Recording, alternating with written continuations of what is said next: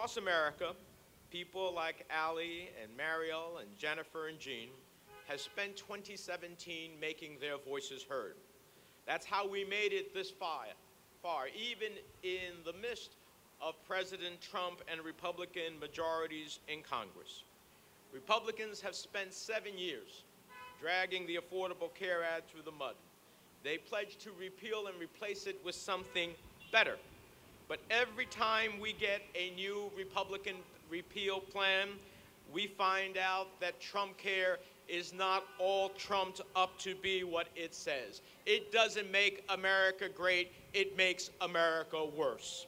Back in July, when Republicans failed to pass their so-called skinny repeal, some of us hoped that the fight would be over, but it's not. Many of us Democrats hoped our Republican colleagues would give bipartisanship a try. They didn't.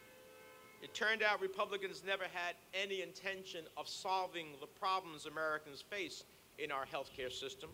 They just want to bring old problems back from the dead. Look, I sit on the Senate Finance Committee.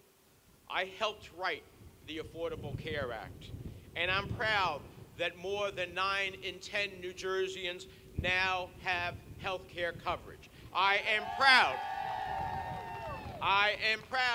that no longer, if you are a child born at birth with some type of a health challenge or a disability, that you will no longer be barred in your life because you have a pre-existing condition. I am proud that we stopped the discrimination against women who were charged twice as much as their male counterpart in the same age group, in the same geography, and that is gone. I am proud that we said if someone has a major illness, they no longer will be faced with a ceiling, a lifetime cap, because their illness still existed and they were still fighting for their life, but the cap ended up saying, we won't pay for you anymore. The Affordable Care did away with that, and we need to preserve no lifetime caps for all of our citizens. But having said that, I recognize as one of its authors that it isn't a perfect law. So we are willing to fix it, to improve it, to make it better. But every time we try to open up the patient to make it better, Republicans want to kill it. Now, with a September 30th deadline looming, it's no surprise that Republicans are hell-bent on bringing another heartless repeal bill to the floor.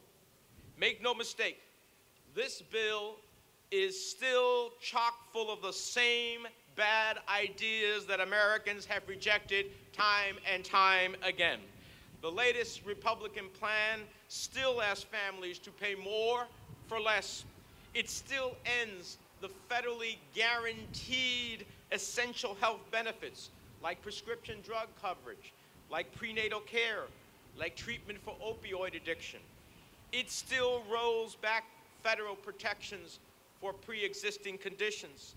It's still a mean-spirited right-wing assault on the health and financial security of American families.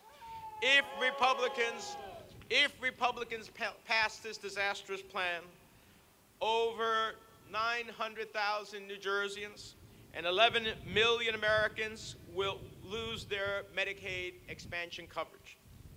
Many of these Americans and fellow New Jerseyans are hardworking people. They get up and do some of the toughest jobs in our state, but they don't get health care at work, and they don't have the money to pay for health care. Medicaid expansion said we reward and honor your work with the health care that every American deserves. Many Republicans claimed that they never support a law that undermined Medicaid. So why on earth would you support this terrible bill? The Cassidy plan, after all, does far more than end the Medicaid expansion that brought so many of those working families into the health care system. It goes after Medicaid as we know it, and it ends Medicaid as we know it by turning it from a guaranteed right to a block grant. Medicaid A block grant is just a fancy way of saying they want to block the working poor and the most vulnerable among us from getting care. And Medicaid isn't just about the poor, and the poor deserve health care like anybody else does. It's also about those who are disabled. They get it through Medicaid. If you have a mother or father in a nursing home, they're getting paid their stay through Medicaid.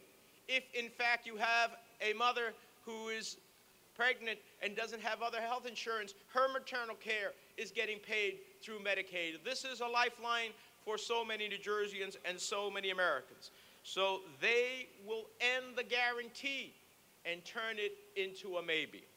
A block grant will not, as Republicans like to say, give states more choice on how to run Medicaid, because when you slash New Jersey Medicaid funding by billions of dollars, our state may very well face no choice but to deny care to children with disabilities, to low-income pregnant women, to seniors with long-term care needs like MS and Alzheimer's disease.